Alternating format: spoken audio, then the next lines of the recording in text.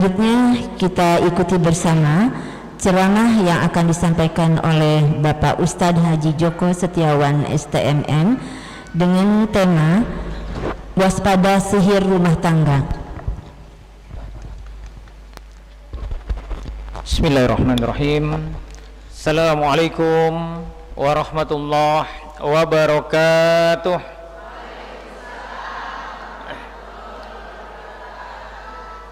Alhamdulillah hadana li hadza wa ma kunna linahtadiya laula an hadanallah. Asyhadu an la ilaha illallah wahdahu la syarika lah wa asyhadu anna Muhammadan abduhu wa rasuluhu la nabiyya ba'dah. Allahumma salli wa sallim ala sayyidina Muhammad wa ala alihi wa sahbihi wa man tabi'ahum bi ihsanin ila yaumiddin. Allah Ta'ala fil Qur'anil Karim, a'udzubillahi minasyaitonir rajim. Fa yata'allamuna minhuma ma yufarriquna bihi bainal mar'i wa zawjihi wa ma hum bidarrina bihi min ahadin illa biiznillah.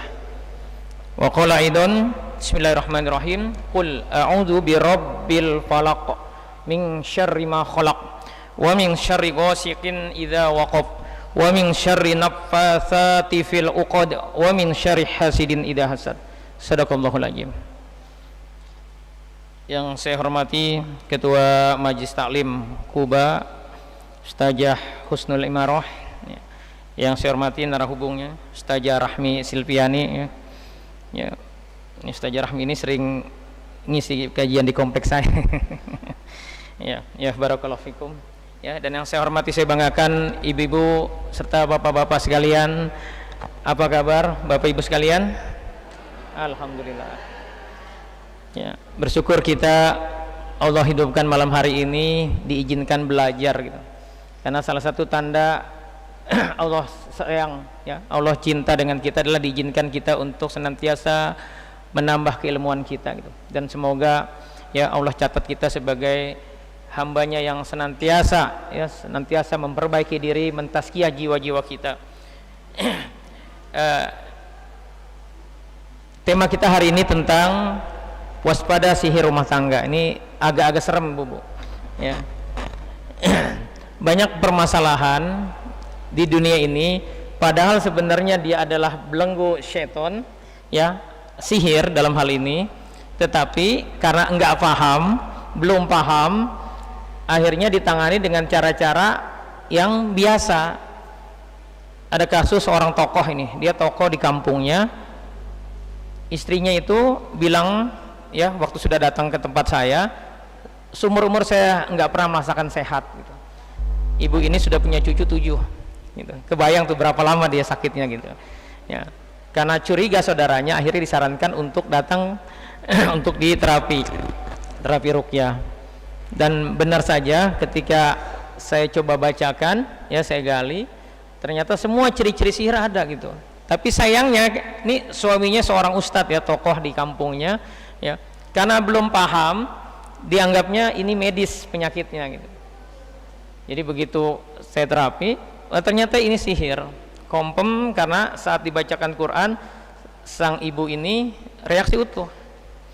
Itu makan waktu sekitar 1,5 bulan saya menterapinya, sampai saya harus ke rumahnya, dan itu hancur ketika ketemu buhul di rumahnya. Buhul itu ditanam walau alam oleh siapa, ya. Jadi setelah didakwahin jinnya nunjukin si ibu ini dengan kondisi tidak sadar, menunjukkan di mana letak buhul yang ditanam, buhul situ, dan ternyata di pekarangan rumahnya gitu. Nah, ini terjadi bertahun-tahun dia sakit. Ini karena memang orang kaya, ya, jadi tidak masalah, ya, bayar pengobatan, tetapi karena nggak paham akhirnya salah penanganan gitu. Bapak Ibu, ya, walaupun kita orangnya baik hati, tidak sombong, rajin menabung, kalau kena sihir, Bapak Ibu mau percaya nggak percaya, dia tetap bekerja gitu, ya. Banyak orang kan nggak percaya, masa iya sih ada sihir gitu, padahal tadi di surat Al-Baqarah 102 yang dibacakan oleh Qori, sihir itu ada 3 jenis sihir di dalam Al-Quran, ya.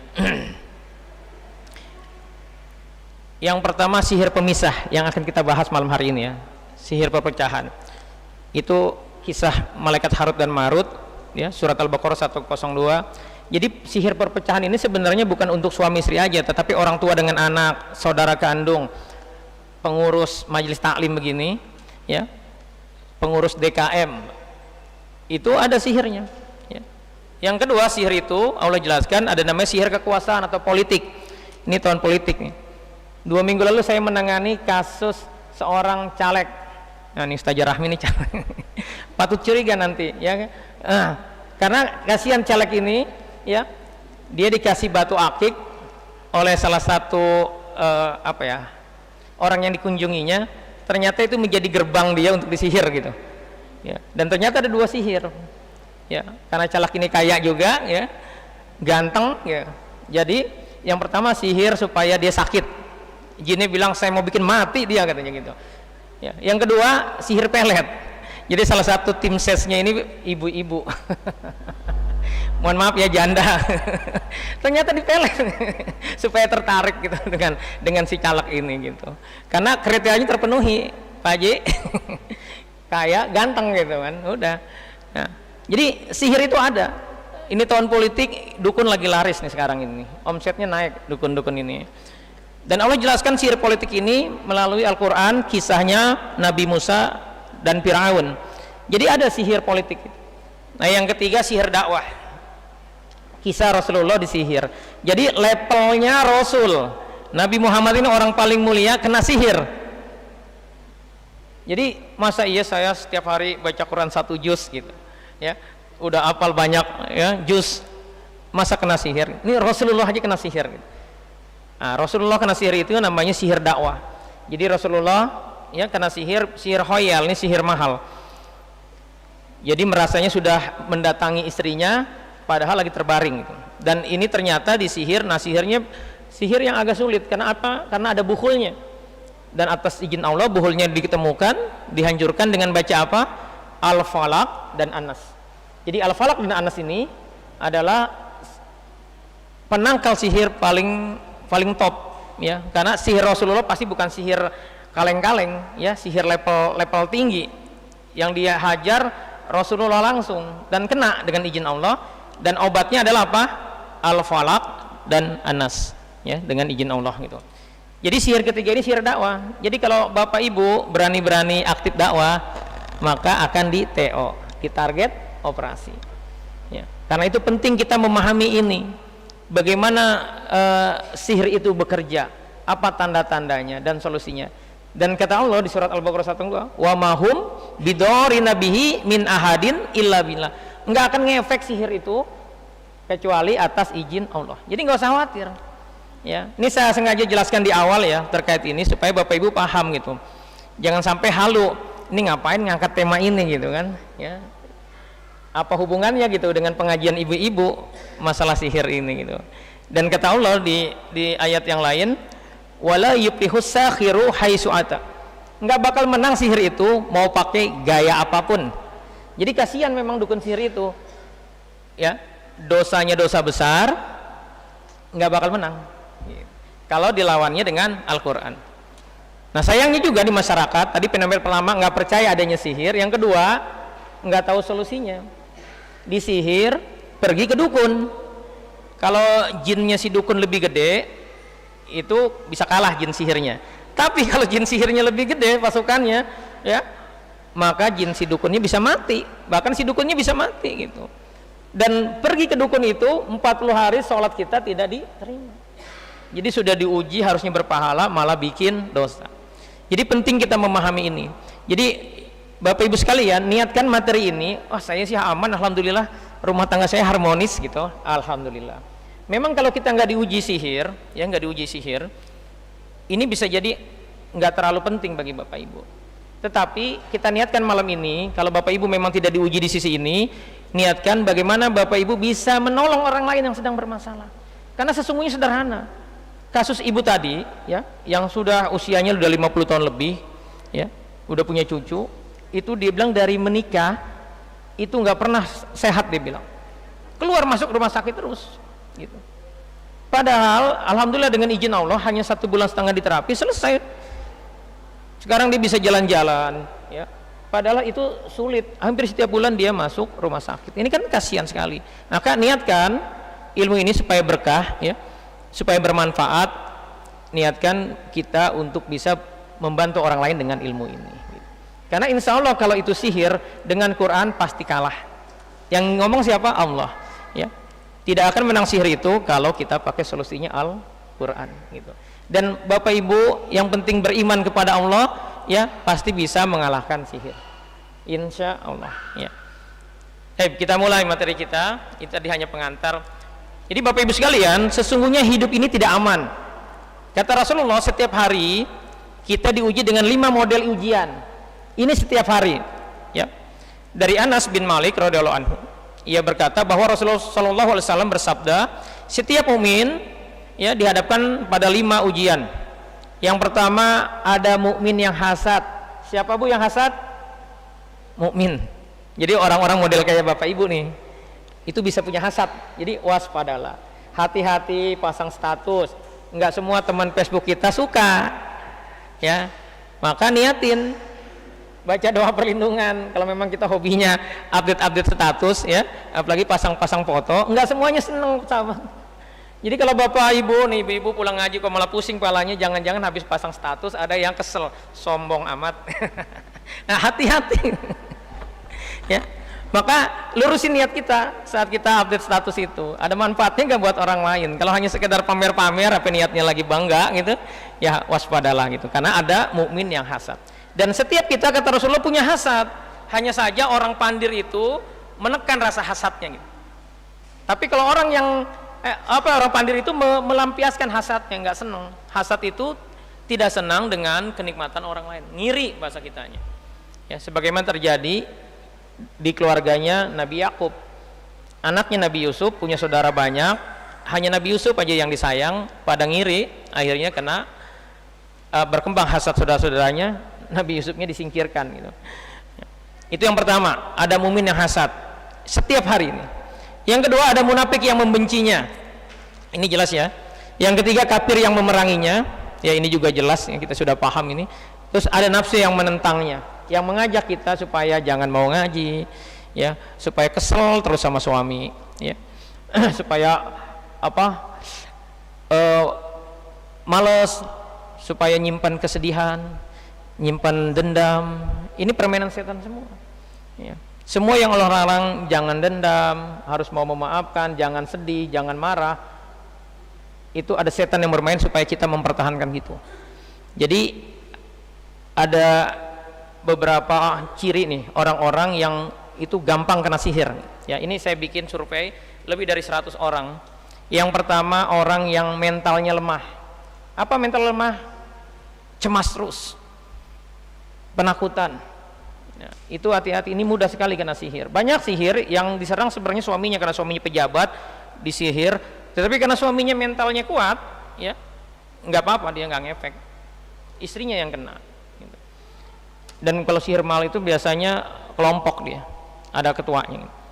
Terus siapa lagi? Mereka yang senang memasang di rumahnya ada lukisan makhluk, ada patung. Mohon maaf nih ya, termasuk batu akik. Ibu-ibu yang suami senang batu akik, waspadalah. Karena saya banyak menemukan kasus, ada gubernur, ada bupati, ya, ada anggota DPR itu dia kena sihir melalui batu akik yang dikasih sama rekan kerjanya. Jadi ada model begini sihir itu. Saya mau mensihir seseorang, saya kasih aja di batu akik. Ketika batu akik itu tidak dipakai, ya, hanya digeletakin, itu sudah menjadi gerbang bagi jinnya untuk masuk. Ya, jadi ibu-ibu evaluasi tadi apa yang pertama? Lemah mentalnya. Jadi dukun itu begini, kalau mau nyihir ibu orangnya misalkan pemberani, dilemahin dulu, ditelepon, dimatiin. Kalau sekali nggak takut, 10 kali juga nggak takut. Kalau sehari 100 kali digituin, mulai cemas gitu. Atau dilemparin telur busuk rumahnya, mulai tuh kan kita kepikiran macam-macam tuh. Itu tujuannya apa? Untuk pertama menandakan bagi si jinnya, yang kedua untuk jatuhin mental kita. Maka kita jangan pernah takut, ya. Takut itu dilarang sama Allah. Kita hanya boleh takut kepada Allah, ya. Takut kalau kita bermaksiat, takut sama Allah itu. Tapi jangan pernah takut, karena tidak akan terjadi kepada diri kita kecuali sudah takdir kita. Jadi kalau hari ini kita kata suami kita penakut, Bu, nah itu coba evaluasi, kenapa kita takut. Tadi yang kedua apa? kalau kita naruh barang-barang, ibu jalan-jalan, ya rihlah pengajian, ke candi, pulangnya bawa stupa Borobudur, stupa Prambanan, taruh di rumah. Nah itu jinnya terima kasih tuh, ibu bolong itu, gampang ketembak, bisa jadi makan jin di situ masuk. Atau ibu senang naik gunung, atau berenang di laut, pulang-pulang bawa batu, padahal ini sarang jin, taruh di rumah kita, udah rumah kita jadi kerajaannya dia, tempat yang disenangi, gara-gara batu itu. Jadi waspadalah ya kalau kita modelnya seperti itu.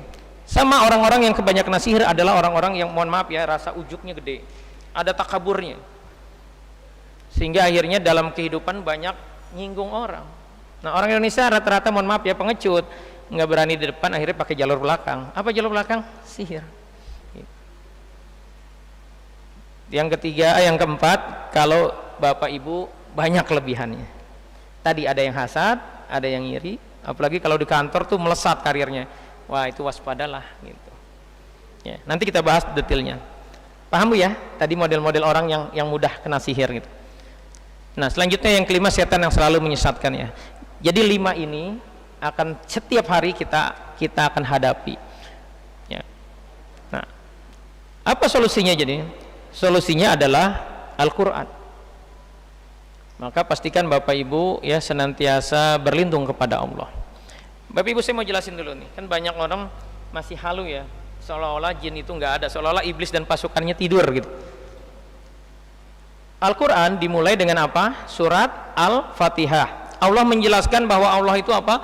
Rabbul Alamin, Rabb seluruh alam, penguasa, pengatur kehidupan kita ya. Kita diminta iyyaka na'budu wa iyyaka nasta'in, hanya menyembah kepada Allah dan hanya mohon pertolongan kepada Allah. Dan Al-Quran yang 30 juz itu ditutup dengan 2 surat perlindungan. Surat apa Bu? Al-Falaq dan An-Nas. Al-Falaq kalau kita tadaburi, kita diminta berlindung dari serangan eksternal, dari makhluk jahat, dari apa? Dari sihir, dari orang yang hasad. Jadi hidup itu nggak aman, waspadalah, dan kita diminta Allah berlindung kepada Allah dengan serangan eksternal ini. Di surat An-Nas kalau kita tadaburi, ada bahaya yang lebih bahaya lagi dibanding serangan eksternal tadi, yaitu serangan dari dalam diri kita sendiri. Kita punya sifat bujur, kita punya was-was. Kenapa? Karena memang Allah sengaja taruh di diri kita itu korin. Di kiri kita ada korin dari golongan jin. Ini anak biologis iblis. Dia setiap hari bisik-bisik, supaya bisikannya mantap ya, maka dimasukkanlah jin-jin yang bukan keturunan iblis ke dalam tubuh kita untuk apa? Membantu programnya mereka gitu. Di sebelah kanan kita ada korin dari malaikat. Nah, lihat di An-Nas ini kita disuruh berlindung kepada Allah dari apa? Qul a'udzu birabbin nas, malikin nas, ilahin nas. Ya, untuk urusan internal kita diminta 3 zat Allah, berlindungnya dengan 3 zat Allah. Untuk tadi yang kata kita, menurut kita serem, orang jahat, sihir, hasad, kita hanya diminta berlindung dengan Qul a'udzu birabbil falaq, dengan sifat Allah Rabb. Tetapi untuk serangan diri kita sendiri, kita diminta 3 perlindungan oleh Allah dari apa?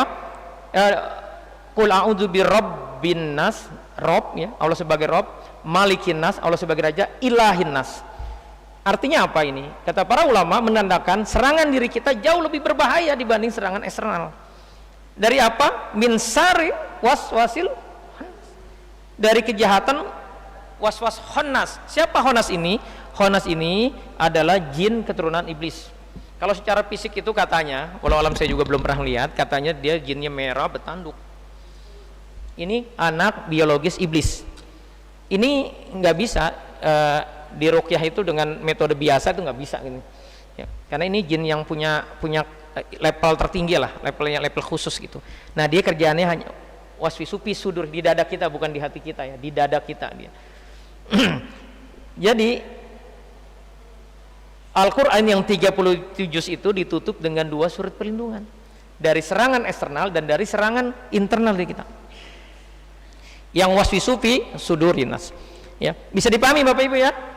Jadi hidup ini nggak aman, berlindunglah kepada Allah gitu. Ya. Nah, Quran ini adalah solusi. Kita lihat ya di surat Al-Jumu'ah ini. Al-Jumu'ah ini ayat 3, ayat 2 ini jawaban dari doanya Nabi Ibrahim. Nabi Ibrahim minta diutus seorang rasul ya yang punya 3 tugas. Ini permintaannya Nabi Ibrahim. Rabbana wab'as fihim rasulam minhum. Pertama, yatlu alaihim. Nabi Ibrahim ini nabi yang senang berdoa, Bu. Apa-apa doa. Ketika malaikat cerita nanti di akhir zaman ada nabi yang umatnya banyak, ya, nabi yang paling mulia, ya, umatnya ini kecintaannya luar biasa kepada nabinya gitu. Nabi Ibrahim bilang begini, ya Allah, tolong nama saya disebut oleh umat akhir zaman itu. Itu dikabulin sama Allah. Jadi Nabi Ibrahim itu salah satu hikmahnya, pelajaran dari Nabi Ibrahim adalah apa-apa berdoa. Dan itu doa itu, Bu, bentuk pemindahan beban hidup kita. Jadi kalau Bapak ibu-ibu lagi tanggal tua, sedih, ya, macam-macam lah beban hidup kita, maka lepas beban kita dengan cara apa? Berdoa. Serahin sama Allah. Yang Allah pengen itu kita nyerahin semua itu sama Allah gitu. Jangan dipikirin, ya. Caranya gimana nyerahinnya? Doa gitu. Nah, Nabi Ibrahim nabi yang senang doa. Apa ya doanya? Dia minta agar dari keturunannya diutus seorang rasul yang pertama yatlu alaihim, yang membacakan kepada mereka, kepada umatnya ayat-ayat Allah. Lalu yang kedua apa? Wa yu'allimuhumul kitaba wal hikmah, yang mengajarkan Alkitab, Quran dan hikmah. Yang ketiga wa yuzakkihim. Apa urutannya, Bu? Ya, ini tolong diperhatikan ya. Urutannya pertama tugas Rasulullah menyampaikan ayat-ayat Allah. Yang kedua apa? Mengajarkan ilmu. Yang ketiga apa, Bu? Mentazkiyah dengan Al-Quran. Apa yang ditazkiyah, Bu? Yang dibersihkan apa? Jiwa kita. Tetapi kita lihat Allah menjawabnya dengan apa? Dirubah susunannya sama Allah. Yang pertama apa? Yatlu alaihim. Yang kedua wa yuzakkihim, ya, Al-Jumu'ah ayat 2-nya. Baru yang ketiga wa yu'allimul kitaba wal hikmah. Jadi urusan tazkiyah sama Allah yang Nabi Ibrahim mintanya di urutan ketiga dirubah jadi urutan kedua. Apa maksudnya? Bahwa kalau jiwa kita bermasalah, maka sulit bagi kita untuk bisa belajar. Bersihin dulu jiwa kita. Pernah gak ada kasus di sini ibu-ibu bingung, anaknya waktu SD hafalannya banyak, begitu masuk pesantren sakit terus, ya, begitu masuk pesantren bermasalah. Ini terjadi kenapa? Karena polutan jiwanya itu bekerja, jadi jiwanya belum dibersihin gitu. Lurusin niat, ya, isi pari dosa-dosa, itu cara membersihkan jiwa kita. Bisa dipahami, Bu, ya? Jadi yang saya mau sampaikan adalah begini.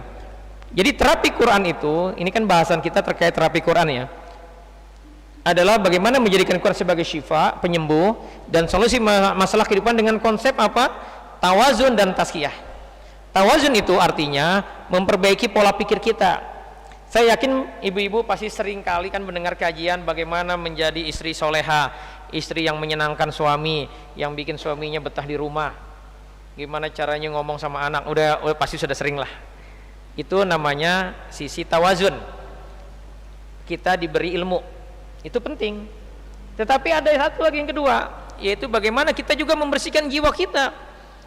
Di sini ada yang merasakan habis berantem nyesel, tapi ntar seminggu, 2 hari, 3 hari kemudian berantem lagi, nyesel lagi, ntar berantem lagi, nyesel lagi, gitu aja terus pola hidupnya. Dan coba evaluasi berantemnya gara-gara masalah berat, masalah prinsip, apa masalah sepele? Sepele. Nah, kalau model begitu, itu ada yang bermain di belakang layar gitu. Bisa dipahami, ya?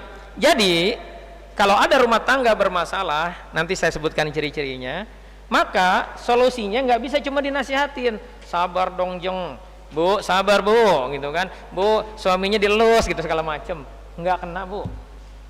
Ya, kalau ibu-ibu ada jin macannya atau bapak-bapak di macan. Saya barusan tadi meruqyah seorang bapak yang dia ada jin macannya. Saya tanya, bapak galak gak sama istri? Iya, istri saya bilang saya pemarah. Ternyata bukan sama istrinya aja, sama tetangganya juga galak, sama ini berantem, ada 5 dia sebutin kasus di rumahnya. Di kantor gimana, Pak? Ya, sama aja. Jadi kalau orang ada jinnya, Bu, nah ibu kalau ada jinnya itu dominan sama suami gitu. Jadi yang saya mau sampaikan, menyelesaikan permasalahan kehidupan kita itu bukan cuma kita belajar, tahu ilmunya, tahu tekniknya, bagaimana cara komunikasinya, tetapi jiwanya dibersihin. Memang jiwa kita bisa kotor, iya. Kalau kita bikin dosa, nggak mau minta maaf, nggak mau minta ampun sama Allah, belum kita istighfari. Bu, kabar buruknya nih, kata Rasulullah saat Rasulullah pulang Isra Mi'raj, yang paling banyak di neraka bapak-bapak apa ibu-ibu? Ibu-ibu. Udah tahu Bu kenapa Bu? Yang pertama nih Bu, durhaka sama suami. Yang kedua mulutnya, ya kasar, galak sama suami, sama anak, sama mertua, gitu, sama tetangga, ini repot gitu. Nah, kok bisa sih, ya, ibu-ibu durhaka sama suami? Ya. Apa turunan strategisnya dari setan? Turunan strategisnya adalah ibu-ibu dimasukin jin laki-laki. Apalagi kalau ibu sekarang nih masih menyimpan kesedihan terhadap perilaku suami, atau lebih parah lagi bukan sedih, dendam. Waduh, serem ini. Maka setiap saat ibu akan seringkali durhaka sama suami. Ya, nanti kita bahas detailnya.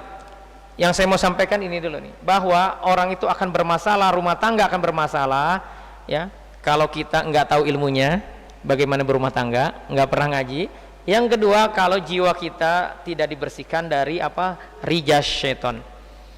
Jadi tawajun ini dari subhat, ya, dan tazkiyah dari syahwat, ya, dari nafsu-nafsu tersembunyi yang ada di dada kita.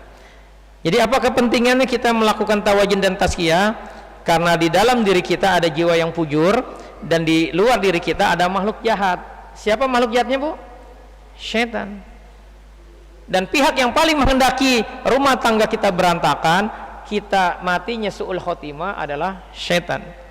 Dan Allah sudah kasih tahu sama kita, ya, di surat Fatir ayat 6, Bismillahirrahmanirrahim, inna syaitana lakum aduun fattahidu adwa. Sesungguhnya setan itu sengaja Allah ciptakan untuk jadi musuh buat kamu, jadikan dia musuh. Jadi kita punya musuh, siapa? Setan. Siapa rajanya setan Bu? Direktur utamanya siapa Bu? Iblis. Iblis itu jin apa manusia? Apa malaikat? Kana minal jin, dia dari golongan jin. Dan setan itu kata Rasulullah, ya, dia bisa mengalir di dalam tubuh kita. Inna syaitana yajri minal insan majrodam. Setan itu bisa menyusup dalam diri manusia melalui aliran darah. Jadi dia bisa masuk ke dalam diri kita. Yang bisa masuk ke dalam tubuh manusia, setan jenis jin apa jenis manusia Bu? Jenis jin. Kan jin, setan itu cuma ada dua golongan kata Allah. Apa? Minal jinnati wan nas, dari jin dan manusia. Yang bisa ngalir darah kita, jin apa manusia? Jin. Dan Allah jelaskan di surat Ajr ayat 36, wa may yasu an dzikri rahmani nuqait lahu syaitona fahuwa lahu qarin. Barang siapa yang berpaling dari pengajaran Allah yang Maha Pengasih, atau berpaling dari Al-Quran, berbuat dosa, disuruh berbakti sama suami, bawaan yang ngomel melulu, maka kata Allah akan dibiarkan ada setan yang bisa mengakses kita, bahkan jadi korin, jadi teman akrab kita gitu. Ada yang di sini nggak pernah bikin dosa? Coba tunjuk tangan. Nggak mungkin. Kita pasti bikin dosa dan Allah maklumin. Kata Allah kalau bikin dosa ada setannya yang bisa mengakses kita. Kok nggak ada setannya? Ini maksud Allah setan dari golongan jin apa manusia? Jin. Ya, ini pertanyaannya. Ini saya percepat aja langsung saya tanya. Mungkinkah kita diganggu jin? Mungkin nggak Bu? Mungkin. Karena pertama dia musuh utama kita, ya, dia bisa masuk ke dalam darah kita, dia bisa mengakses. Bisa gak setan dari golongan jin ini bikin sakit kita Bu? Bisa. Karena Allah ceritakan, ini curhatnya Nabi Ayub. Nabi Ayub curhat, dia sakit karena diganggu oleh setan. Setan siapa ini? Setan golongan jin. Ya. Kan iblisnya minta izin sama Allah, terang aja dia rajin ngaji, ya, rajin ibadah, sehat. Coba kalau sakit, gitu. Maka diizinin sama Allah, jadilah Nabi Ayub ini sakit. Tapi nggak usah khawatir Bu, kata Rasulullah, sakitnya Nabi Ayub ini top level, absolut. Kita nggak bakal merasakan sakitnya Nabi Ayub katanya. Terus setan bisa bikin pisah seseorang berantem, bisa. Karena di Quran Allah tulis curhatnya Nabi Yusuf. Nabi Yusuf itu curhat, ya, rusak hubungan persaudaraan, saudara kandung, gara-gara apa? Gara-gara ulah setan. Ini setan yang dimaksud Nabi Yusuf, setan dari golongan manusia apa golongan jin? Jin. Dan di surat Al-Anfal, ini terakhir nih, supaya ini saya sengaja jelasin di awal ya, supaya ibu-ibu nih bisa fokus. Ini yang kita mau bicarain real gitu, ada dalilnya gitu, bukan halu. Kan banyak orang bilang begini, apa-apa jin gitu. Ini karena nggak paham gitu. Ya, padahal kita lagi dikerjain karena nggak tahu ilmunya, kita merasanya nggak lagi dikerjain aja gitu. Ya. Lihat ini surat Al-Anfal ayat 11. Ini surat Al-Anfal ini mengisah kisah backgroundnya perang Badar. Saat perang Badar para sahabat dibikin tidur. Kenapa dibikin tidur? Karena ciut nyalinya.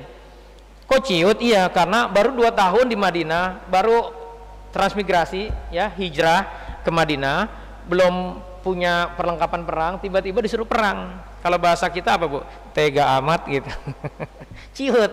Allah tahu ini orang-orang kafir lagi mempersiapkan perang, kafir Quraisy, orang Islam dibikin tidur sama Allah. Saat tidur diguyur hujan. Tujuannya apa?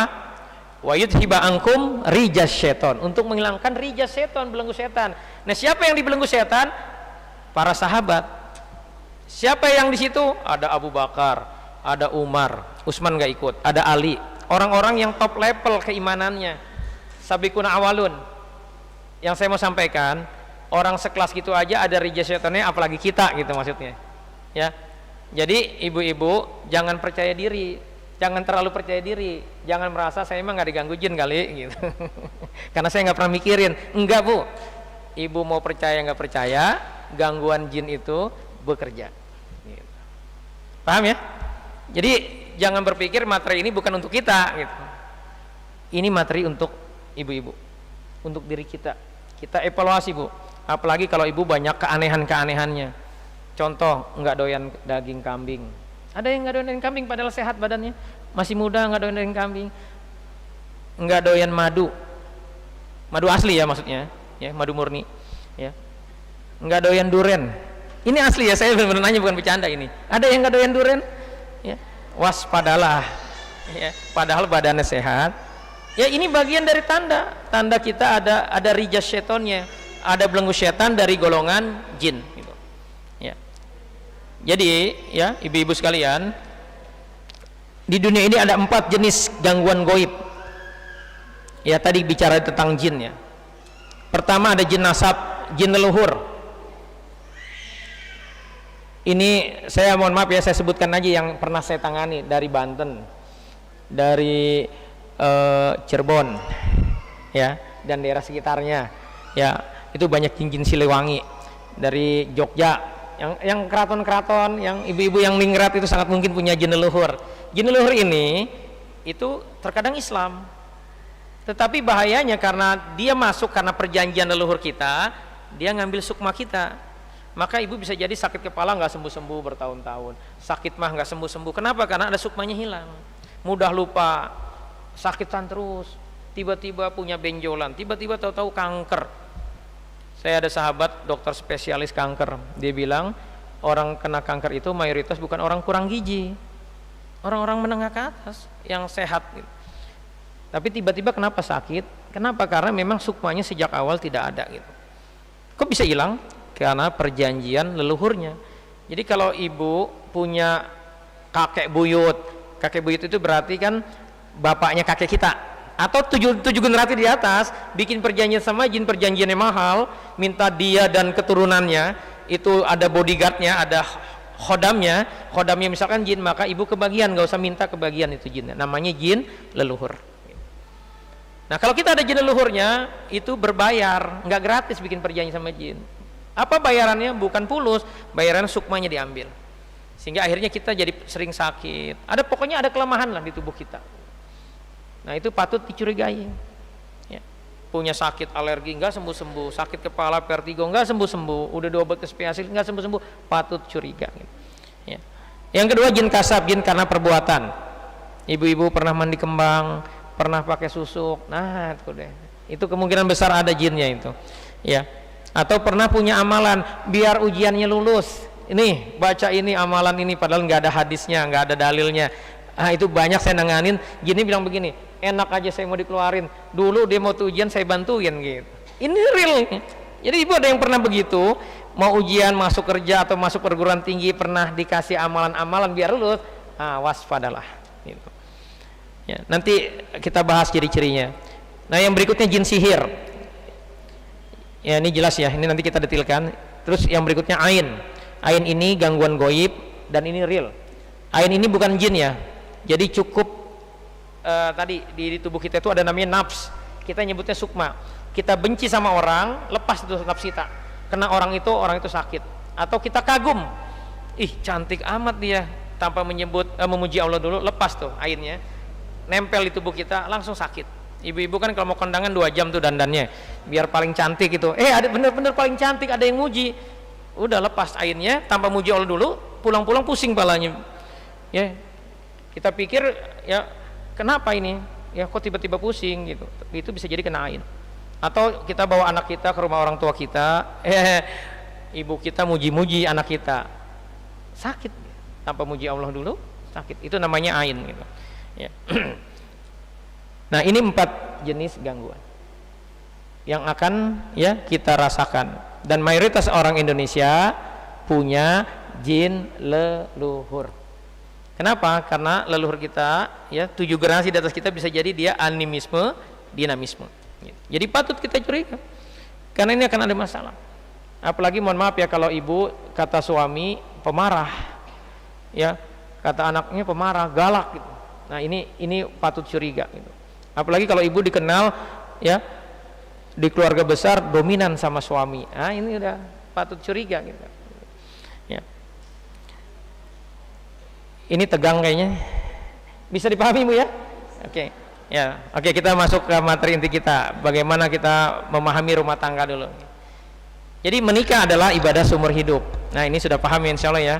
Jadi pentingnya ibu-ibu memilih pasangan ya. Nih ajarin anak kita, ibu-ibu harus dekat dengan anak perempuannya. Ya. Kenapa? Supaya dia nggak asal memilih, karena menikah ibadah seumur hidup. Ya. Kalau salah memilih, udah selamanya akan jadi bermasalah. Gitu. Nah, rumah tangga adalah ujian kehidupan. Jadi ibadah terlama, paling banyak ujiannya adalah rumah tangga. Nah, poin ketiga ini yang saya mau bahas. Merusak rumah tangga adalah amalan utama syaitan. Dalilnya mana tadi? Surat Al-Baqarah 102, dan dalil berikutnya adalah ini nih. Hadis dari riwayat Muslim, misi terbesar syaitan adalah menceraikan suami istri. Jadi iblis itu kerjanya nggak amatiran ya, dia terprogram, tertanjim, terstruktur sebagaimana sebuah perusahaan. Dievaluasi, kamu kerjanya ngapain aja. Nih kalau bahasa kitanya nih, saya bikin orang judi biasa, bikin orang mabok biasa, sampai ada yang lapor, saya tidak tinggalkan si fulan kecuali sudah bercerai dengan istrinya. Keren kata iblis. Dia naik jabatan, tadinya golongan 3A jadi 4B, ya, jadi ring satunya iblis tuh. Ya, jadi amalan prioritas setan sampai hari kiamat. Jadi hadis ini punya dua makna nih, bahwa iblis itu dan pasukannya itu kerjanya nggak amatiran. Jangan berpikir iblis lagi tidur leyeh gitu, lagi mikirin Desember mau jalan-jalan. Enggak gitu dia mikirin bagaimana ibu ya matinya su'ul khotimah. Itu aja yang dipikirin sama dia.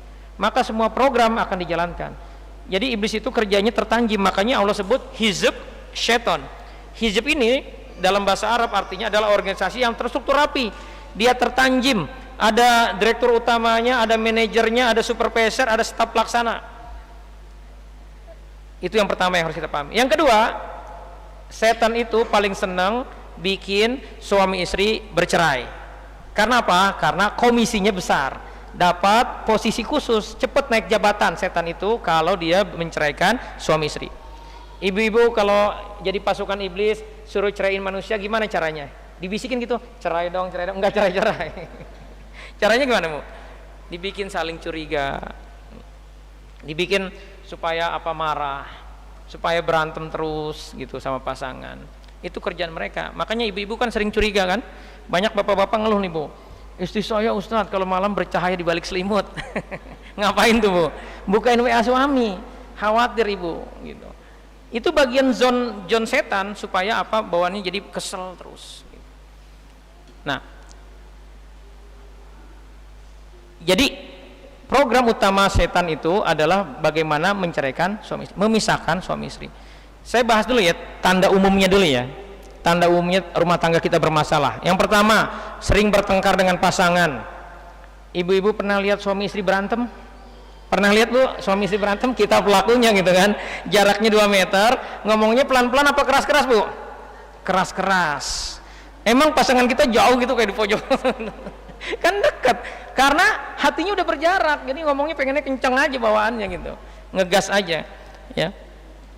Kalau ini begini dicontreng Bu, wah ini ada nih, bahaya. Yang kedua, sabar terhadap orang lain tapi mudah kecewa dan marah dengan pasangan dan anak. Ini kelakuan bapak-bapak. Istrinya curhat dicuekin, istri orang curhat dilayanin gitu kan. Ya nggak denger dia. Ya. Terus jarang berkomunikasi suami istri. Ini waspadalah Bu. Ya Bu, emang laki-laki itu memang ngomongnya dikit. Kan katanya ibu-ibu yang ngomongnya banyak, maka ibu tegur aja Bu, ajak ngomong, dan ngomongnya sering-sering dielus Bu suami, ya karena sekarang dia punya ini Bu, nih bahaya ini nih, ya kalau lagi pegang ini kan dipanggil juga nggak nengok gitu, ya. Jadi sering diajak ngobrol. Terus yang keempat, jarang berhubungan intim suami istri, ini bahaya. Walaupun ibu suaminya ustadz, hafalannya banyak, kalau jarang nengok ibu, itu libidonya akan nendang-nendang. Jadi evaluasi aja, kalau suaminya masih doyan makan, maka libidonya akan terproduksi terus. Libido tidak disalurkan, ya saya punya pasien LC, lulusan Madinah, terjebak ya, mohon maaf ya, onani. Kenapa? Karena istrinya keras. Di depan saya aja, ini Ustadz ini berantem di depan saya, keras istrinya. Ya. Perempuan walaupun cantik, kalau keras nggak menarik, gitu, bahaya. Jadi ibu bantu. Kemarin saya baca artikel kisah dia survei. Ini saya sengaja detilin ya supaya ibu-ibu tolong suaminya ya. Jadi dia survei ke wilayah ini lokalisasi PSK. Ibu-ibu punya suami ya. Siapa ditanya siapa aja customernya gitu. Ya ada mahasiswa, ada bapak-bapak gitu. Nah, terkadang bapak-bapak itu cuma curhat aja katanya gitu. Habis istri saya kalau diminta alasannya capek, alasannya sibuk, banyak alasan lah. Gitu. Ini bahaya Bu. Jadi libido itu kalau sudah, apalagi kalau suami ibu senang makan, itu akan terproduksi dan itu nonjok tendang-tendang. Beda sama ibu-ibu, ibu-ibu kan puas kalau dibeliin tas baru, dibeliin baju baru gitu kan. Makanya di surga tuh ibu-ibu promonya apa? Ada pasar, bisa belanja sepuasnya. Wah keren banget itu. Itu memuaskan bagi ibu-ibu, tapi bagi laki-laki mohon maaf ya, ini sengaja saya detilkan karena ini banyak orang soleh sekalipun. Saya ada kasus 27 tahun, 27 itu masih muda, dia baru nikahnya baru punya anak 1, tetapi keluhan dia datang menemuin saya, dia sudah 6 bulan ini terjebak dengan pornografi. Ini aktivis dakwah 27 tahun. Kenapa saya bilang gitu? Kan masih muda, kan udah punya istri saya selalu nolak. Mungkin ibu udah ntar malam lah, banyak anak-anak malu begitu. Bu, kalau suami udah pengen nonjok dia si libido itu, makanya bantu dengan apa, kan nggak sampai 10 menit juga itu, ya. Makanya ibu bantu, Bu, itu berpahala, ya. Ibu-ibu kan menganggap kalau taat sama suami, membantu suami, hadiahnya kipas angin, jadi nggak semangat. Padahal hadiahnya apa? Hadiahnya surga, ya. Ya Bu ya, ini ada gak nih jarang berhubungan? Ya. Yang kelima, sering bermimpi berhubungan intim. Ibu mimpinya didatengin laki-laki, wajahnya suami, terus berhubungan. Itu bukan suami ibu, itu jin. Cirinya apa kalau ibu sering begitu? Ibu akan punya keputihan. Bangun tidur pernah gak ibu lebam pahanya? Ya, lebam tahu ya, biru, nggak sakit, ya, area sekitar paha. Itu tandanya ibu, kalau orang tua dulu bilangnya dijilat setan. Itu bukan dijilat setan Bu, ditidurin jin. Ya. Silakan dievaluasi. Terus yang keenam, senang masturbasi. Ini kalau suami senang ini bahaya ya. Ini penyebabnya ya. Saya langsung ke bawah aja ya. Jadi ada penyebab masalah rumah tangga, ada jahil, kurang ilmu, dosa dan kemaksiatan, merasa lebih baik, ujub, sombong. Nih Bu, ujian bagi ibu-ibu adalah kalau ibu-ibu punya penghasilan lebih besar daripada suami, ibu lebih soleh, ngajinya lebih banyak daripada suami, ya, itu punya rasa ujub. Seorang istri yang punya rasa ujub, ketika dia tidak bisa mengelola rasa itu, dia akan dominan kepada suaminya. Merasanya lebih baik aja, ini bahaya ya. Terus kurang bersyukur, suka membandingkan. Ya, ini bapak-bapak kebanyakan nih. Menyimpan kekecewaan terhadap pasangan. Ini ibu-ibu. Ya, 2 minggu yang lalu ada ibu-ibu sakit udah lama, udah 2 tahun nggak sembuh-sembuh. Nah, dokternya bingung karena dicek sudah nggak ada virusnya. Ya, ketika saya gali, ibu ada dendam gak? Ada katanya. Sama siapa nih? Suaminya maksudnya. Kenapa? Ya dia cerita bahwa suaminya katanya kurang peduli dengan orang tuanya dulu, sampai orang tua saya sekarang udah meninggal dua-duanya. Nangis lah ceritanya. Itu artinya dia menyimpan apa, Bu? Menyimpan kekecewaan. Bu, kata Allah, wala tahinu, jangan minder, jangan merasa hina. Wala tahzanu, jangan sedih. Jadi sedih itu dilarang. Kita kalau menyimpan kesedihan melawan perintah Allah, jangan sedih. Di balik kesedihan itu ada setan dari golongan jin yang bermain. Jadi ibu evaluasi ya, nih setiap penjelasan evaluasi ada ke kita ngalamin. Kalau ibu punya kesedihan, ya emosi negatif ini kesedihan, terus ibu menyimpan dendam, ibu menyimpan kekecewaan, menyimpan kecemasan, itu ada setan yang bermain, yang kerjaannya dia ngaduk-ngaduk terus perasaan kita. Setan dari golongan jin. Biasanya ibu akan secara fisik nggak simetris wajahnya, sering sakit, ya, jadi gelap, emosional, marah-marah terus. Nah, ini bahaya, ya, jangan sampai kita menyimpan kecewaan. Karena yang Allah mau apa? Wal kadziminal ghaidz, mampu menahan marah, wal afina 'anin nas. Ini surat Ali Imran 134. Kita tidak boleh nyimpan dendam, suruh maafin kesalahan orang lain. Ya, orang lain yang suruh maafin, apalagi kesalahan suami. Ya. Ini penyebab masalah rumah tangga ya. Terus tidak direstui orang tua. Ini pentingnya bapak-bapak dekat sama anaknya ya. Jangan sampai nanti tiba-tiba anak gadis kita bawa suami, ternyata nggak sholat. Ya. Dia udah jatuh cinta, kita mau larang, ngancem. Pokoknya kalau saya nggak disetujui, saya mau bunuh diri. Udah repot. Itu karena kurang dekat kita dengan anak gadis kita. Jadi harus dekat sehingga dia curhat ya, mau curhat dengan kita. Yang berikutnya ada jin jatuh cinta atau dikawini jin, dan ada sihir rumah tangga. Jadi gangguan goib terkait rumah tangga itu ada 2 jenis. Yang pertama ada jin jatuh cinta, yang kedua ada sihir. Ini apalagi nih jin jatuh cinta? Nah, jin jatuh cinta itu bukan isu baru ya, bukan halunya para peruqyah, bukan. Itu dari teorinya Ibnu Taimiyah di kitabnya An-Nubuwat 700 tahun yang lalu. Kata beliau, terkadang jin bisa jatuh cinta juga pada manusia, layaknya manusia mencintai manusia. Seperti laki-laki yang cinta pada seorang perempuan, begitu juga sebaliknya. Karena perasaan cinta itu mereka juga bisa merasakan cemburu. Jadi Bu, kalau kita punya anak 30 tahun belum nikah atau 30 tahun baru nikah, ya baik laki-laki maupun perempuan, patut curiga jangan-jangan ada jin yang senang sama dia. Jin kalau senang dihalangi. Saya ada pasien 10 kali dilamar batal terus. Yang terakhir, ini perempuan ya pasiennya ya, bapaknya udah meninggal. Yang terakhir ditanya nih si ikhwannya, si cowoknya, kenapa kamu batalin? Gak enak, malu, udah lamaran. Dia bilang begini, saya ngeliat muka dia geseng tahu ya, jadi gelap gitu. Padahal ya biasa aja wajah perempuannya gitu. Ya artinya normal wajahnya. Dan ternyata ketika diterapi, si perempuan ini ada jin laki-laki bekas jin bapaknya. Bapaknya dulu rupanya dukun. Jadi jinnya senang dengan si perempuan ini, dan dia ngalangin, pakai ngancem-ngancem. Pokoknya nggak bakal bisa punya suami dia gitu. Saya suaminya gitu. Tapi sekarang udah punya anak 2 ya. Ya karena udah 10 lebih kejadiannya. Jadi jin jatuh cinta itu ada real dalam kehidupan ini. Nah, kita evaluasi apakah ibu. Jadi gini, walaupun ibu sudah menikah, tapi kalau ada jin laki-laki di tubuh ibu, maka ibu akan dominan sama suami, akan mudah berantem, tapi ternyesel, marah lagi. Apalagi kalau maaf ya, kalau jinnya itu macan, maka ibu akan galak. Ya. Apa cirinya nih Bu? Pertama, sering mimpi didatangi seseorang yang tampan. Kalau laki-laki yang cantik, kadang dikenali di alam nyata, kadang juga tidak dikenal. Ya.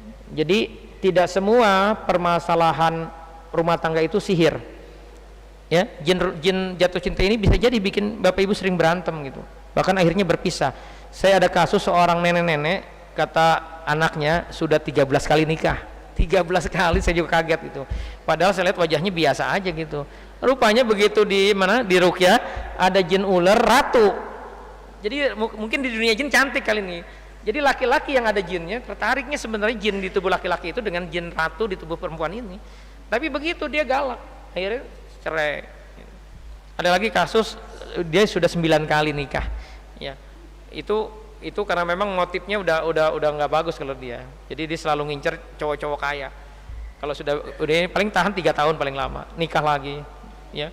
Waktu datang ke saya waktu usianya baru 41, sudah 9 kali nikah. Ya itu kenapa? Karena ada jin ininya, jin apa namanya? Jin yang membuat dia akhirnya jadi tertarik, ya menarik gitu. Yang pertama sering mimpi didatangi ya. Yang kedua sering bermimpi melakukan hubungan badan, baik melakukannya dengan sukarela maupun diperkosa. Ya, merasa tidak nyaman ketika bermesraan dengan pasangan. Setelah berhubungan dengan istri atau suaminya, ia merasa sedih, dadanya sempit karena merasa tidak ada gairah. Yang keempat, sering terasa ada sesuatu yang bergerak kedutan di bagian kemaluan, lalu kemudian menjadi gatal, lalu menimbulkan birahi. Yang kelima, kadang atau sering tiba-tiba merasa benci dengan pasangan suami atau istri, sering bertengkar ya. Yang keenam, sering sakit kepala, sering timbul biru lebam di bagian paha. Nah ini tandanya Bu, ya ada di rahim ibu jin yang numpang hidup. Apa cirinya wanita yang ada jin di rahimnya? Pertama, haidnya sering sakit. Jadi saat haid sakit dia. Yang kedua, keputihan, lama diobatin nggak bisa. Ya, terus punya miom, tiba-tiba punya miom atau kista. Ini patut curiga ada jin laki-laki di rahim kita. Atau sering keguguran. Ya, kalau lebih dari sekali keguguran patut curiga. Nanti ada komparasinya ya.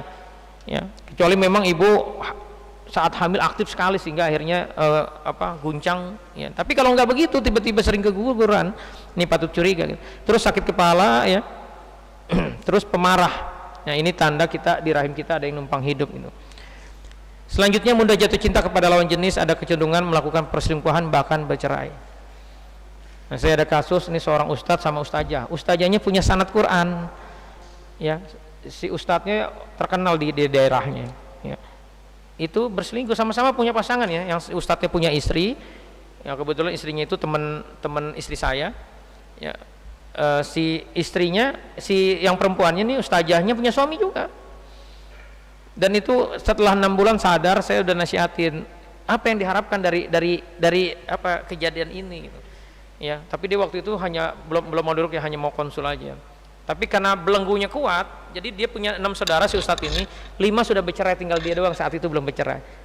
Dan akhirnya dia bercerai juga, dan sekarang nikah dengan ustazah yang perselingkuhannya ini. Bahkan mohon maaf ya sudah berjinah katanya. Dan sekarang ya datang ke saya karena mereka si suaminya pengen menceraikan istrinya. Saya tanya dulu kan dikejar-kejar, kenapa pengen dicerain? Istri saya keras katanya. Terus saya nggak normal kehidupan sama dia. Kan udah dibilangin dulu bahwa dari hasil perjinahan nggak mungkin ada keberkahan, nggak mungkin. Padahal ini ustadz. Nah ternyata begitu digali, si istrinya ada jin laki-laki, di si ustadznya ada jin perempuan. Jin ini yang bermain sebenarnya. Tapi karena jiwa dua ini lemah, ya punya sobat pemikiran, punya syahwat, ya udah gampang dikendalikan sama mereka. Asbab dunianya sama-sama tim sukses, jalan bareng. Suaminya kebetulan nggak jemput, akhirnya si ustadz ini nganterin. Nah disitulah mulai terjadi. Makanya waspadalah. Yang dilarang sama Allah kan bukan jinanya, tapi wala taqrabu jinah. Jangan dekati. Jadi mendekatinya aja udah dilarang gitu. Jadi waspada di sisi ini. Ya. Terus enggan menikah atau tidak tertarik dengan lawan jenis. Dorongan kuat untuk melakukan masturbasi atau onani. Ya, sulit memiliki keturunan meskipun hasil tesnya normal. Ini secara khusus ya, kalau kita ada jin cinta. Kita komparasi dengan ciri umumnya nih. Secara fisik, sering pusing sebagian keseluruhan, leher berat kaku, jadi panas terasa berat pada bagian persinen tertentu. Jadi sudah diobatin, masih aja gejala ini ada, patut curiga ya. Sakit pada perut ulu hati, cepat lesu, letih, dingin, melemah, jantung seperti ditusuk, berdebar keras atau tidak teratur sekalipun dalam kondisi biasa, gangguan sekitar rahim, sulit dapat keturunan, gangguan sekitar ginjal, pandangan mata kabur, dan seterusnya. Nanti silakan dibaca ya. Terus dari segi pikiran atau jiwa, mudah atau sering marah, gampang tersinggung, bingung, sulit konsentrasi, sering bermimpi yang menakutkan atau tidak menyenangkan, ketika itu sering merasa ketindihan, rep-repan, tahu ya? Ya kalau kita ngalamin gitu berarti di ranjang kita ada jinnya. Ya, makanya harus dibacain, apalagi kalau ibu pulang kampung 3 hari rumahnya nggak ditidurin, itu dibacain Al-Fatihah dan ayat kursi dulu, dikebutin ranjangnya. Terus dorongan kuat untuk melakukan maksiat, mendengkur keras ketika tidur, ngoroknya kenceng ya. Merasa ada yang ikutin, merasa ada yang ngawasi, aku bisa melihat yang kulit, bisa melihatin. Nah itu tanda ibu kita ada jadi. Di sisi ibadah sering lupa cuma rakaat sholat, lupa baca Al-Fatihah, sering berat waktu ibadah, baca Quran ngantuk, ngaji ini ngantuk, pulang ke rumah ada setengah jam nonton nggak ngantuk. Ini gangguan banget gitu ya. Ya. Terus sering batal ketika berwudu, ini kebanyakan ibu-ibu kasus yang saya tangani ya. Bu, kalau kejadian kayak gitu gampang Bu, baca aja ta'awud, tiup tangannya lalu tarik aja, bismillah, tarik aja, bismillah. Nanti hilang insyaallah ya. Tapi itu sudah tanda kita ada jin yang gitu ya. Jadi harus diterapi. Terus terhalang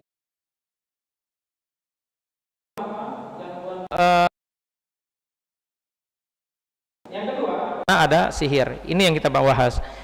Apa itu sihir? Sihir secara bahasa adalah segala sesuatu yang nampak samar. Secara umum dipakai sebagai jampi atau mantra yang memberikan pengaruh baik secara johir maupun batin. Ya, jadi sihir itu bisa melalui jin, bisa melalui buhul. Mantra yang dibacakan itu bisa berefek kepada kita yang ditarget gitu. Caranya diambil bagian rambut ibu,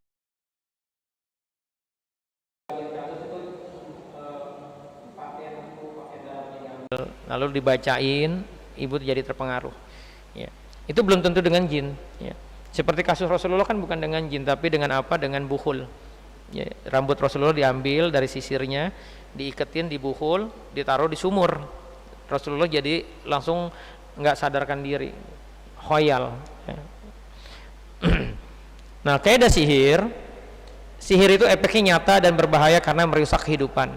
Serangan sihir itu samar dan halus, jadi banyak orang nggak sadar dirinya kena sihir ya. Sihir akan ada hingga akhir zaman. Sihir tidak akan terjadi kecuali atas izin Allah ya. Sihir pasti kalah. Nah ini kabar baiknya buat kita, jadi nggak usah khawatir ya. Kata Allah, wa mahum bidorina bihi min ahadin illa bijinillah. Mereka tidak dapat mencelakakan seorang dengan sihirnya kecuali atas izin Allah. Wala yuflihus sahiru haitsu ata, dan tidak akan menang dukun sihir itu dari manapun datangnya. Jadi mau pakai cara apapun dukun sihir itu nggak bakal bisa menang ya, insya Allah ya, kalau kita berlindung kepada Allah. Jadi nggak usah takut kena sihir. Pun kalau kena sihir Bu ya, kalau kena sihir nih, saya seringkali motivasi kepada pasien-pasien yang kena sihir, kan banyak yang stres, wajahnya gelap, kurus, jadi pesakitan dia ya. Bu, ini ada kasus, ini kisah nyata ya, sudah dikubur 3 tahun ya, lalu ibunya meninggal, yang dikubur perempuan nih, ibunya meninggal. Begitu ibunya keluarga sepakat dimakamkan satu liang dengan anaknya ya, begitu digali ternyata jasad anaknya yang usianya waktu meninggal itu kalau nggak salah 38 tahun, meninggal karena kena sihir ya. Itu sampai parah, ini anak seorang ustadz ya. Ternyata begitu digali jasadnya sudah 3 tahun meninggal, jasadnya masih utuh, kain kapannya aja masih utuh, masya Allah. Saya dikasih lihat fotonya itu, masya Allah. Nah 2 bulan atau 3 bulan yang lalu ada tetangga saya meninggal, bapak-bapak, ibunya sudah istrinya sudah 5 atau 6 tahun yang lalu meninggal gitu. Nah saat itu sepakat dikuburkan satu liang dengan istrinya. Begitu digali ya, ternyata kata anaknya kain kapannya masih utuh, hanya kotor aja gitu. Jadi masya Allah. Dan saya tahu ibunya itu kena sihir, saya tahu karena saya pernah nanganin gitu. Jadi orang yang kena sihir, janji Allah apa? Melalui Rasulullah, kata Rasulullah, matinya syahid. Gitu. Tetapi jangan nantang-nantang, nggak apa-apa saya biar masuk surga gitu, jangan nantang itu ya.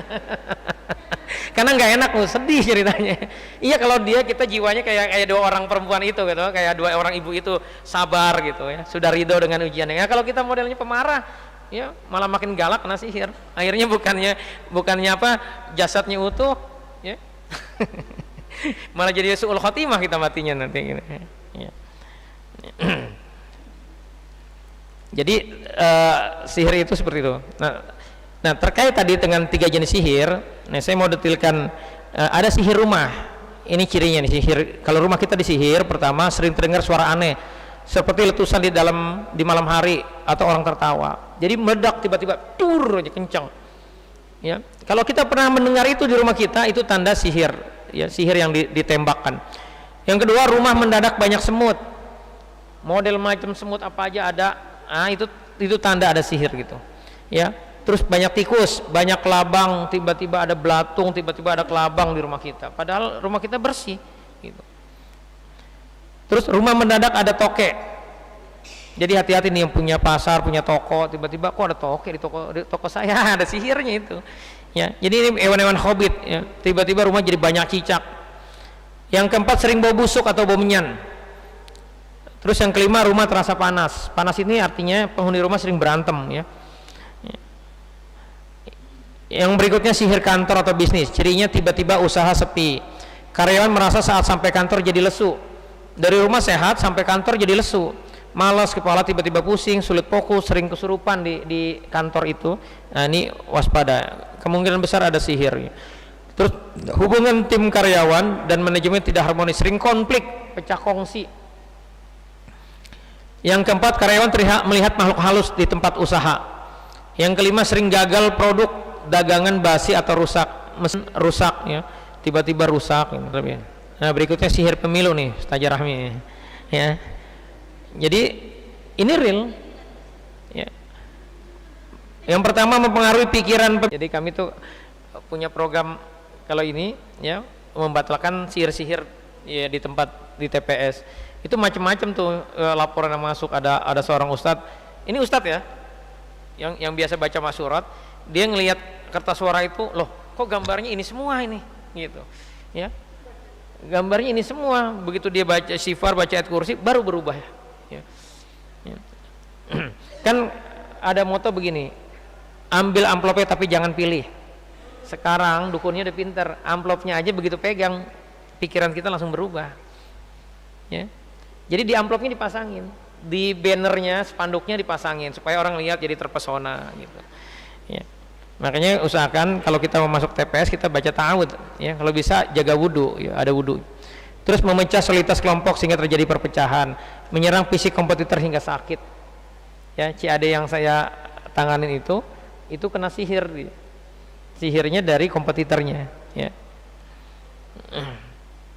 Nah ciri umum terbelenggu sihir ini Bu ya. Yang pertama, sakit di waktu tertentu, sakitnya pada maghrib aja, setiap habis maghrib sakit. Nah ini patut curiga gitu. Terus yang kedua, sakit degeneratif yang langsung parah atau sedem tinggi, sakit yang tidak terdeteksi dokter, wajah terlihat menghitam, fisik melemah, sering sakit, perubahan emosi jadi negatif, yang tadinya ibu ceria tiba-tiba jadi pemurung, yang tadinya enggak pemarah tiba-tiba jadi pemarah tiba-tiba gitu. Sering bermimpi buruk, mimpinya dikejar setan, mau dibunuh, mimpi ular. Jadi mimpi ular kata orang mau kawin lagi, bukan ya, mimpi mau nikah katanya enggak, ular itu mimpi karena ada sihir gitu. Mimpi ular itu, mimpi kuburan, mimpi hanyut, mimpi di tempat kotor, ibu melihat mohon maaf ya, pup orang, mimpinya rutin aja begitu. Itu sukma ibu berarti dibuang sama dukunnya di septic tank. Jadi akhirnya ngelihatnya pup terus. Kalau ibu sukmanya diambil sama dukun, ditaruhnya di kuburan, ya diikat di kuburan, mimpinya kuburan terus. Kalau digantung, mimpinya mau jatuh dari ketinggian gitu. Atau kalau dibuang ke laut atau dibuang ke sungai, mimpinya tenggelam terus. Itu kenapa? Karena sukma kita ditaruh di tempat itu. Terus suami istri sering bertengkar tapi menyesal, sering gagal dalam usaha mencari jodoh, sering terbayang wajah seseorang ya. Ibu kalau sering terbayang wajah mantan, wajah laki-laki lain, itu jangan-jangan ibu dikirimin sihir pelet. Ya. Terus tidak memiliki keturunan atau sering keguguran. Toko terlihat konsumen tutup padahal buka. Ini banyak kasusnya ini. Ya. Orang pikir tokonya tutup padahal buka. Gitu. Toko tiba-tiba sepi atau bangkrut. Banyak kejanggalan di rumah atau tempat usaha. Ini secara umum. Yang secara khusus sekarang nih, sihir rumah tangga. Tiba-tiba menjadi benci dengan pasangan. Tadinya nggak apa-apa, tiba-tiba ibu bawanya bete aja ngeliat suami gitu. Dideketin suami bawanya pengen muntah, ya, atau pusing atau sakit. Yang kedua, perilaku berubah negatif. Jadi pemarah, tidak mau minta maaf. Padahal tadi biasanya kalau salah minta maaf. Terus tiba-tiba minta cerai tanpa sebab. Yang ketiga, sering mimpi didatangi lawan jenis. Yang keempat, sering ada lebam biru di sekitar paha. Jadi kalau lebam biru itu artinya ada sihir. Ya. Ibu ditidurin jin, tapi ini jinnya jin sihir gitu. Ya. Terus sakit kepala tanpa sebab. Ya. Biasanya kan tanggal tua aja sakit kepala, ini tanggal muda sakit kepala juga. Nah itu patut curiga kita gitu. Ya. Yang keenam, wajah terlihat menghitam, fisik melemah, sering sakit. Yang ketujuh, sering bermimpi buruk, dikejar setan, mau dibunuh, mimpi ular, ya, mimpi kuburan, dan seterusnya. Yang kedelapan, sering terbayang wajah seseorang, tidak memiliki keturunan atau sering keguguran. Yang ke-10, banyak kejanggalan di rumah. Nah ini ciri-cirinya. Ya kalau ibu ada dua aja, ya, ini patut curiga gitu ya. Nah sihir itu kalau yang mahal itu naruhnya di buhul. Buhul itu ada dua jenis. Ada buhul fisik. Buhul fisik itu bisa patung, bisa benda pusaka, bisa ibu jalan-jalan ke Singapura lalu beli merlion. Tahu merlion? Ikan kepala singa dipajang di kulkas gitu, ditaruh di bupet. Wah keren kan, biar tetangga tahu kita pernah keluar negeri gitu. Nah itu tempat nyaman buat jin bersarang ya. Jadi kalau ada itu ya makhluk, kita datang ke kondangan, dikasih souvenirnya gambar gelas, ada gambar pengantin pria dan wanita, kita pajang. Nah itu terima kasih jinnya. Ibu pulang dari sini periksa bupetnya ya, jangan-jangan rumah kita itu adalah kebun binatang jin. Karena kenapa kita fasilitasi? Padahal kata Rasulullah nggak boleh kita naruh-naruh begitu. Naruh Hello Kitty atau boneka anaknya sudah 17 tahun, waktu SD main bonekanya kita pajang di bufet. Itu patung. Syarat patung itu ada kepala, ada mata. Jadi jangan dipajang. Apalagi kayak Doraemon, Hello Kitty, Winnie the Pooh, Batman, Superman, itu makhluk, nggak boleh dalam Islam. Ya. Rasulullah pernah janjian sama Jibril katanya mau datang. Ya. Jibril ini nggak datang. Beberapa hari kemudian ditanya, kenapa kemarin kamu nggak jadi datang? Kata Jibril, karena di rumahmu, maksudnya di rumah Rasulullah ada patung anjing. Memang Jibril takut sama patung anjing? Enggak, ini pelajaran buat kita, nggak boleh. Ya, akan ada jin yang numpang di tempat-tempat seperti itu. Apalagi punya lukisan macan, lukisan burung, lukisan ayam dipajang. Nah, itu terima kasih nih. Kalau foto gimana? Foto kata Syekh Yusuf Qaradawi masih boleh. Tapi kalau foto ibu, bapak, lukisan orang nggak boleh. Kalau print-printan boleh. Bisa dipahami ya? Ya. Jadi kalau foto print-printan masih boleh. Tapi kalau lukisan orang tangan, ibu dilukis, dikarikatur, dipajang nggak boleh. Ya, karena bisa ada jin di lukisan itu. Ini jangan dianggap sepele ya bapak ibu ya. Ya, saya sudah banyak, kalau saya ngerukyah kok udah 4 kali, kok nggak berkurang ya gangguannya. Saya pasti akan ngecek rumahnya, dan biasanya karena banyak. Ada seorang ibu, Ustadz saya nggak bisa bangun sebelum subuh. Saya bangun pasti paling cepat itu azan subuh. Artinya dia nggak bisa qiyamulail gitu. Sudah berapa bulan gini gitu.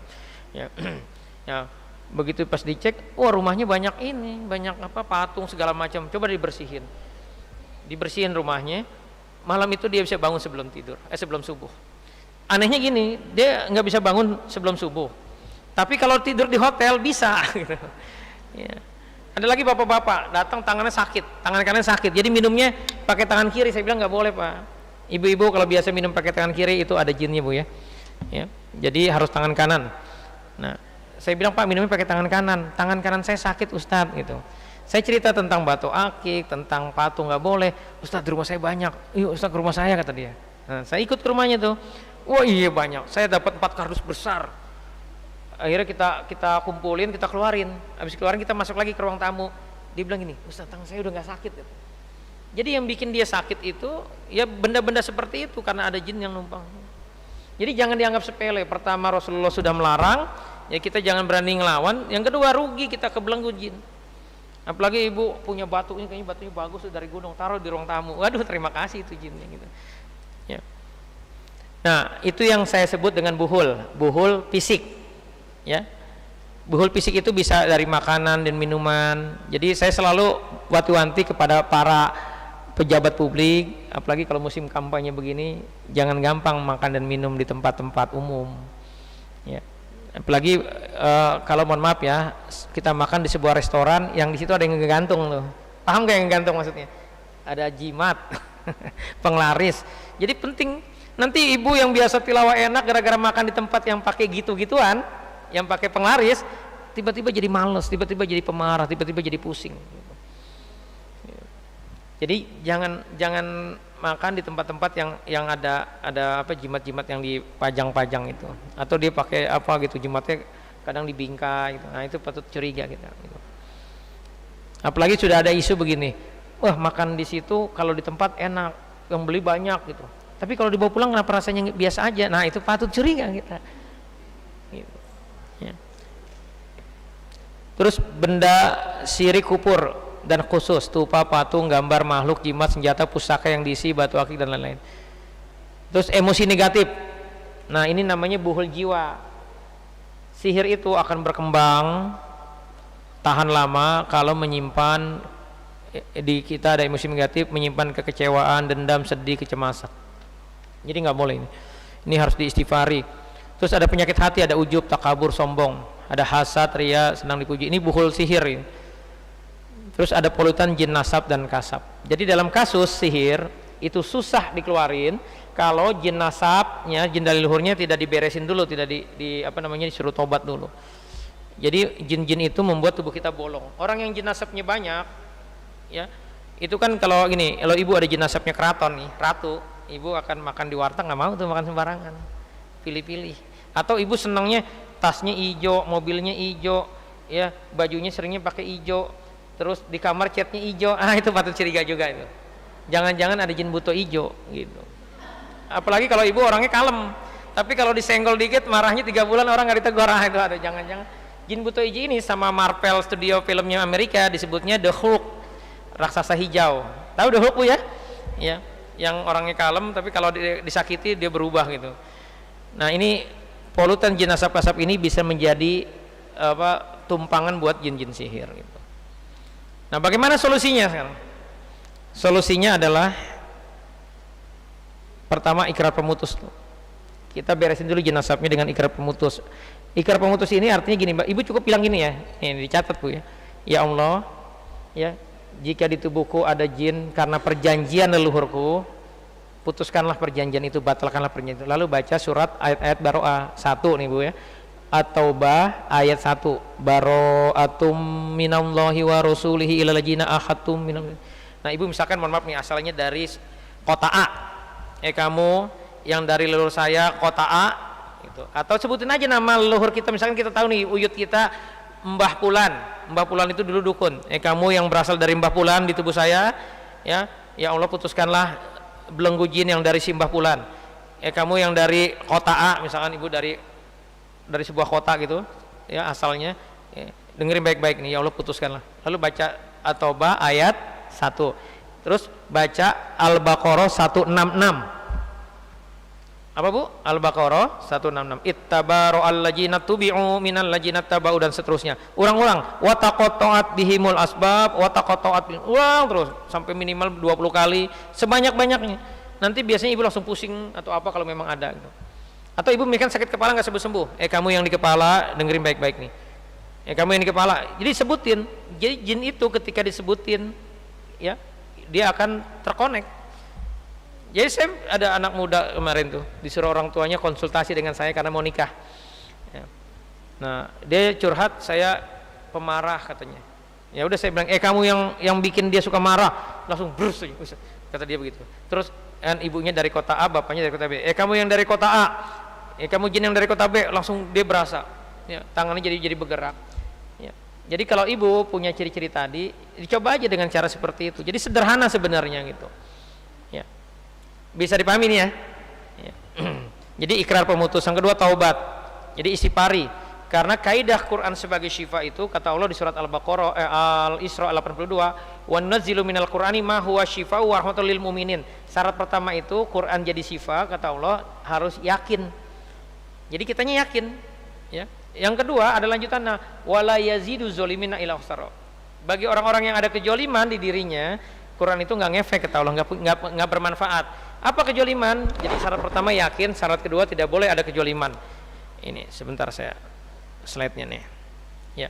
Jadi kalau kita pengen dibersihkan, Quran jadi solusi. Pertama yakin, diniatkan sebagai obat.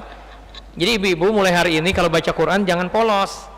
Langsung baca aja auzubillahi minasyaitonir rajim. Niat dulu, ya Allah. Ini dahsyatnya sebuah niat ya.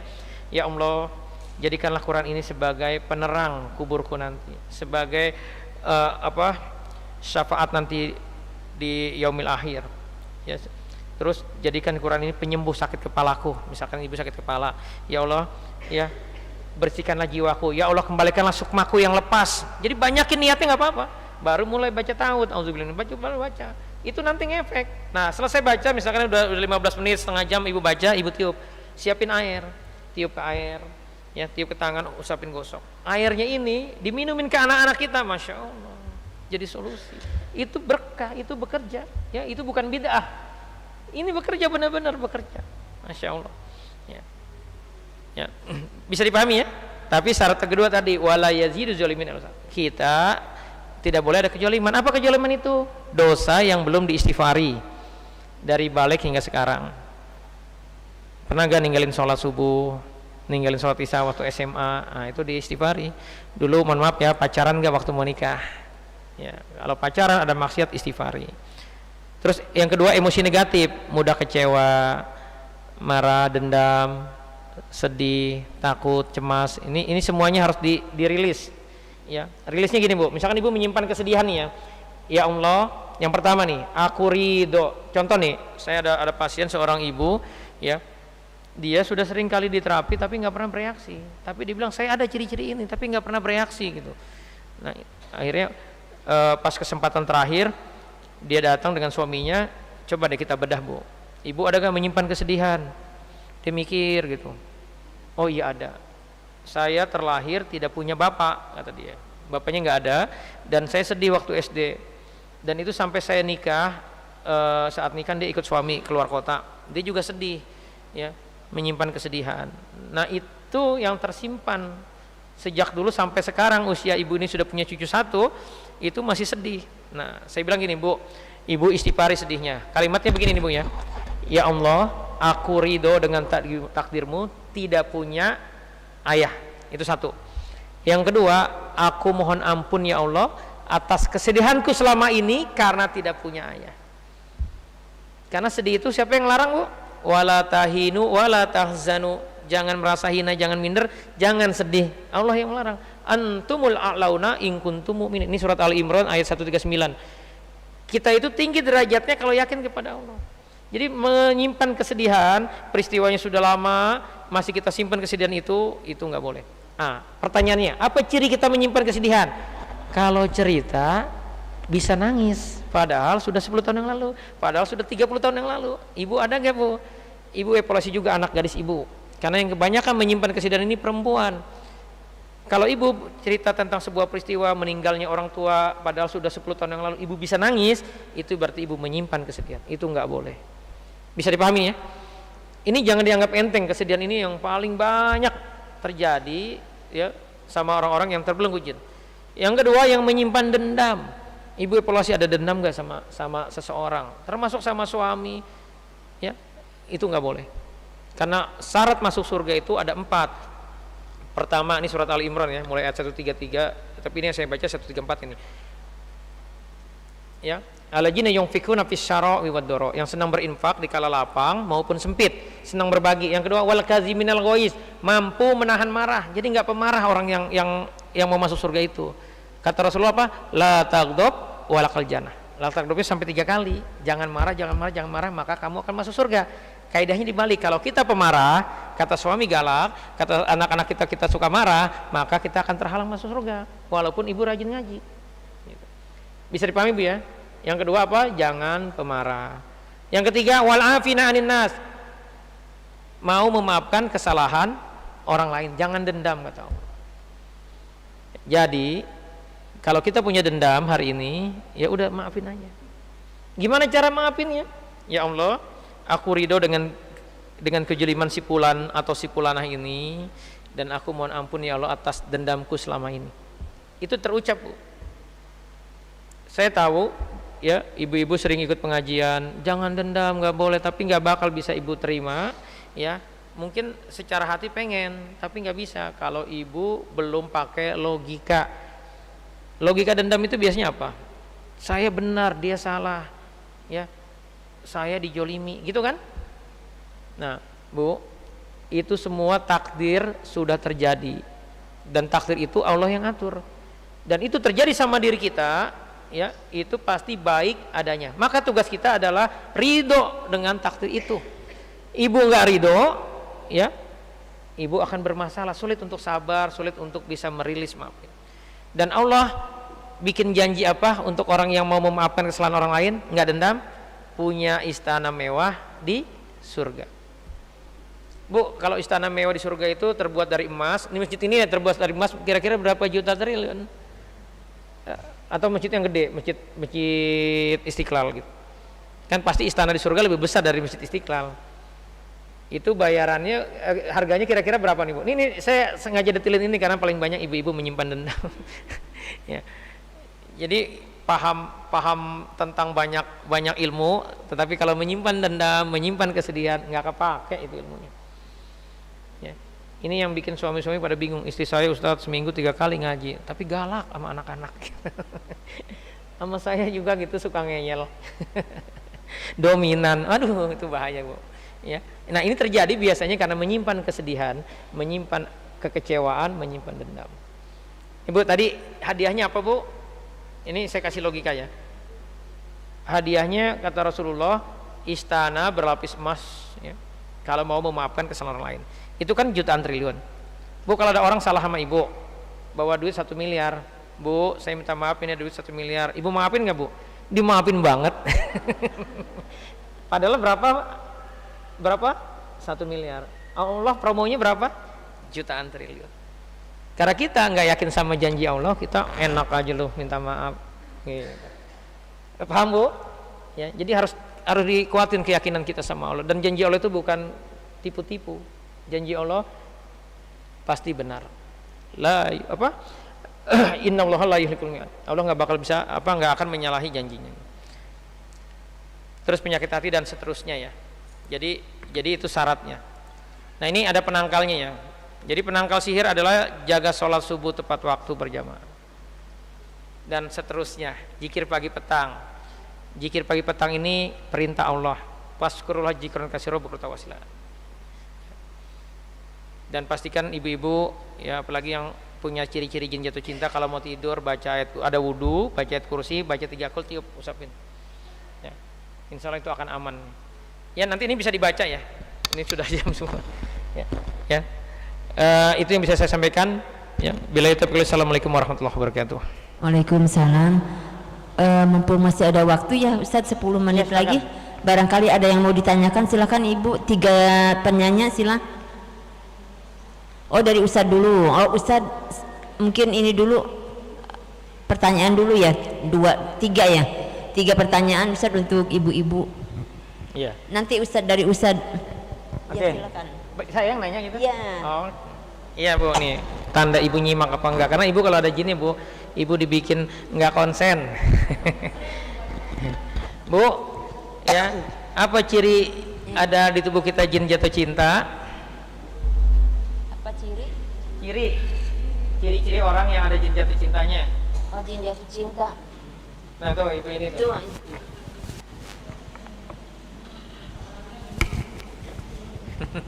Assalamualaikum warahmatullahi wabarakatuh. Waalaikumsalam warahmatullahi.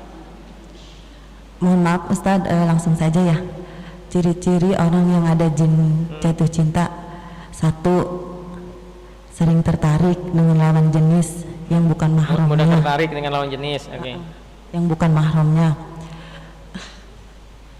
2, mudah marah terhadap suami dengan hal yang sepele. Iya. 3,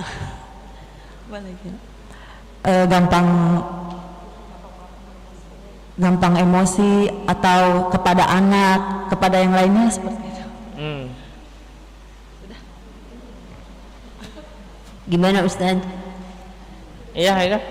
Oh ya, Ada ciri alhamdulillah. khasnya tadi, sering mimpi didatangin lawan jenis. Iya, insya Allah benar. Oh ya, alhamdulillah. Nanti Bu hadiahnya diambil di RT 6. Oh lain ya, ada di sini. Silakan Masya Ustaz, Allah. 2 lagi. Silakan Iya. Bu. 2 lagi Ustaz. Ada 4 jenis gangguan goib. Apa aja ya? 4 jenis gangguan goib tadi yang saya jelaskan. 4 jenis gangguan goib. Ya.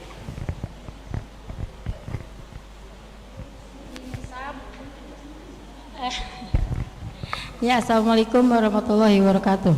Waalaikumsalam warahmatullahi. 4 jenis gangguan goib: jin nasab, jin kasab, jin sihir, dan ain. Nah, iya, iya betul. Oh iya. Ya Bu, satu lagi Ustaz. Iya. Di Quran Allah jelaskan ada 3 jenis sihir. Sihir apa saja kah? Oh siapa? Oh ini dulu katanya ini. Silakan Bu. Ya.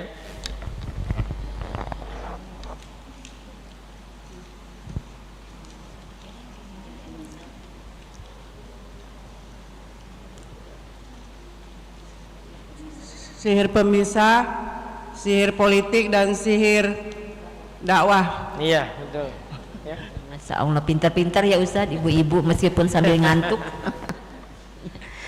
Nah, gimana 2 lagi ini? Oh udah, sudah nggak ada. Udah. Oh sudah iya. Berarti sudah Ustaz. Iya. Iya. Udah jam 10 ya, karena sudah jam 10 kita tutup saja kajian ini. Semoga bermanfaat dan tentunya bagi rumah tangga kita, mudah-mudahan rumah tangga kita bahagia, harmonis ya, dan yang paling ininya sakinah mawaddah warahmah. Amin.